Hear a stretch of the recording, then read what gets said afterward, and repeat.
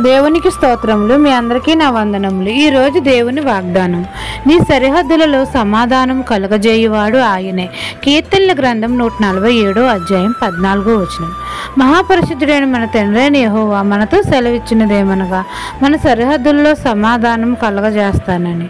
తండ్రి యందు మనమందరము భయభక్తులు కలిగి జీవించాలి.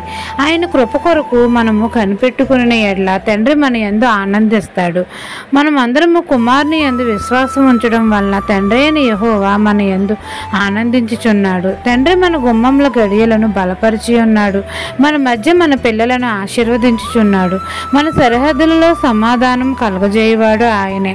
మన తండ్రి అయిన యెహోవాయే మన సరిహద్దుల్లో సమాధానం కలగజేస్తున్నాడు. కాబట్టి మనము యెహోవా కొరకు యెహోవాను స్తుతించాలి, ఘనపరచాలి, కీర్తించాలి.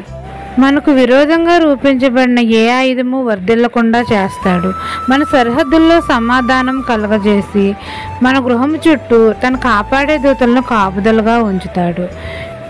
ఈ దిన వాగ్దానం నా జీవితంలో నెరవేరాలని కోరుకుంటూ దేవుని సువార్త పరిచర్యలో మీ సహోదరి. ఆమెన్.